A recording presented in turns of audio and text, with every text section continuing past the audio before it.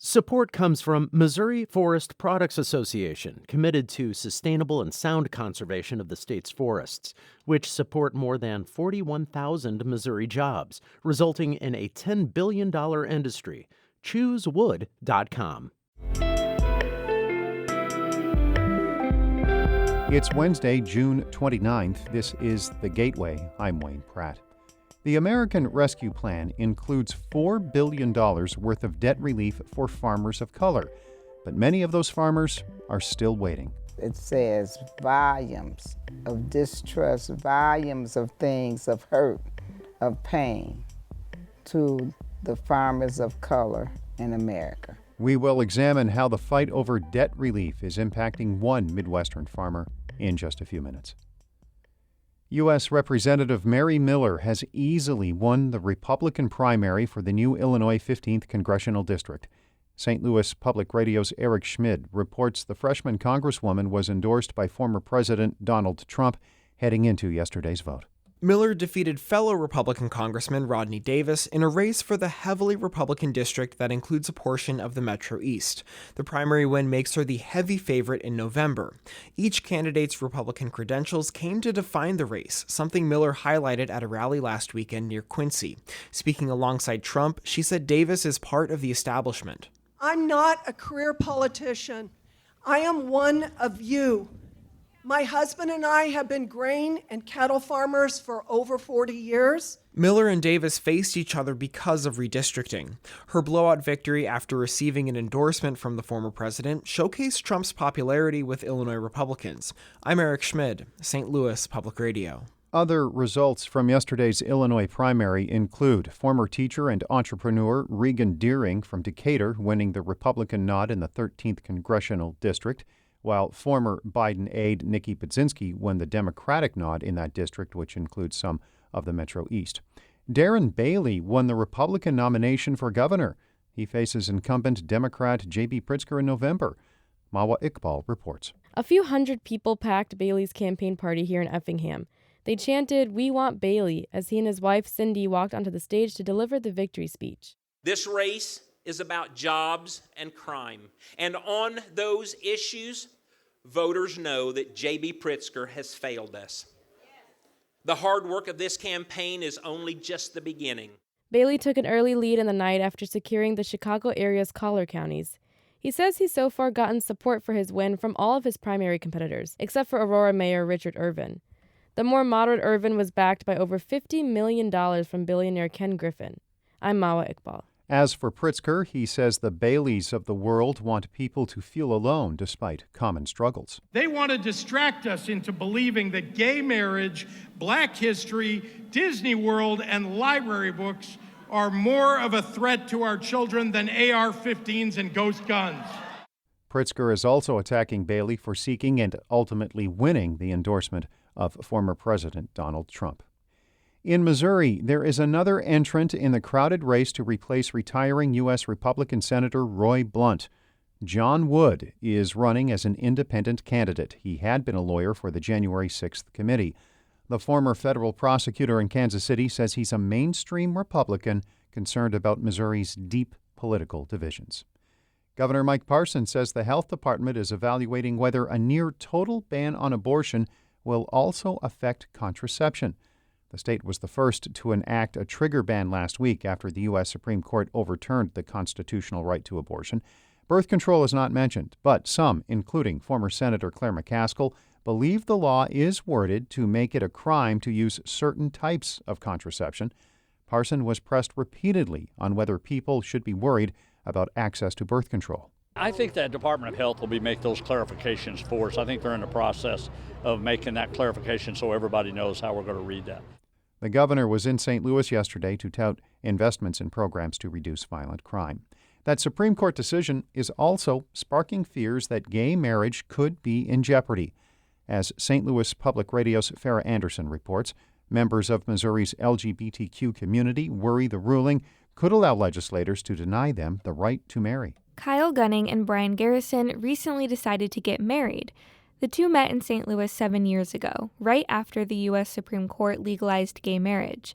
When Justice Clarence Thomas wrote last week that the court could revisit the gay marriage decision, they became concerned for their future.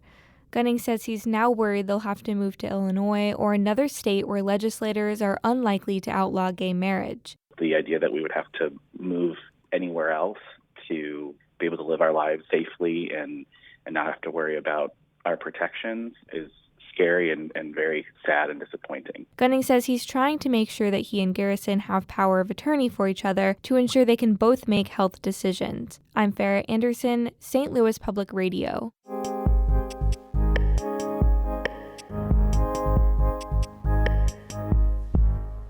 It's been more than a year since the U.S. Department of Agriculture promised to erase $4 billion worth of debt for, quote, socially disadvantaged farmers. That means farmers of color who have been historically discriminated against by the agency. But because of ongoing lawsuits, some brought by white farmers, that relief has yet to arrive. Harvest Public Media's Dana Cronin reports on how the endless waiting is weighing on one Midwestern farmer. Barbara Norman farms on land her grandfather bought in 1945 in Covert, Michigan, after his family migrated north from Mississippi, where they were sharecroppers. Today, it's known as Barbara's Blueberry Batch. These are blue crops. They are traditional. Everybody loves blue crops. They're sweet. They're not as large as those. In March of 2021, Barbara got a letter from the U.S. Department of Agriculture that lifted a huge weight off her shoulders. United States Department of Agriculture Farm Service Agency said is going to pay off $385,657.56. This has been promised over a year ago. And that's only one of the promised payoffs. In total, the FSA promised to relieve Barbara of about $500,000 of debt she owes them.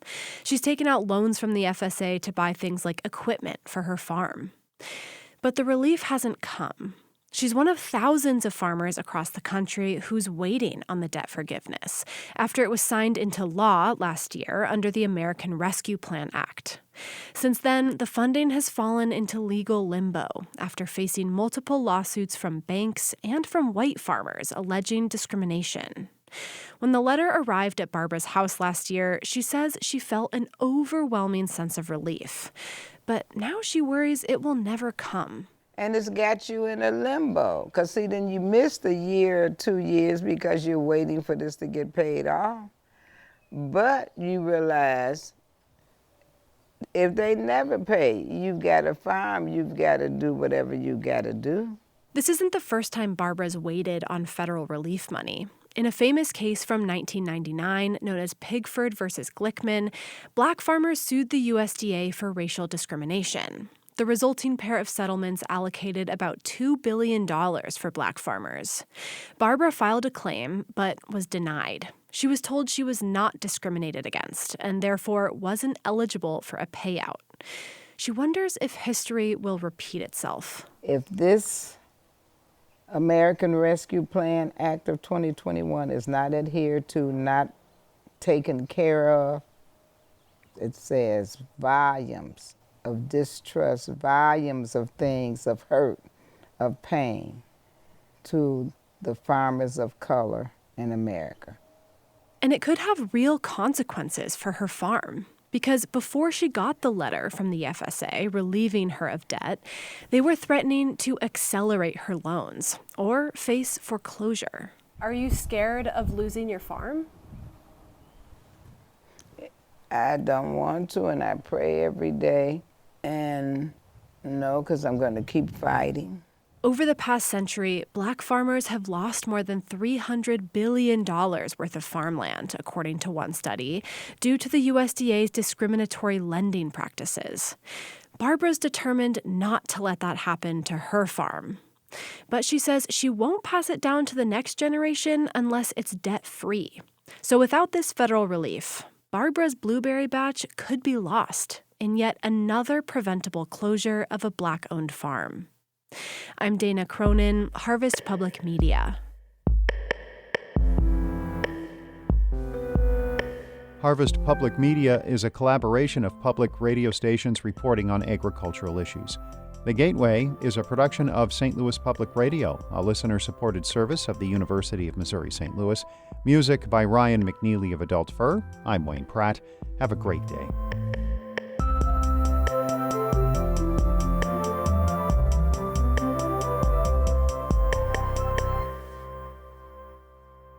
Support comes from Missouri Forest Products Association, committed to sustainable and sound conservation of the state's forests, which support more than 41,000 Missouri jobs, resulting in a $10 billion industry. ChooseWood.com.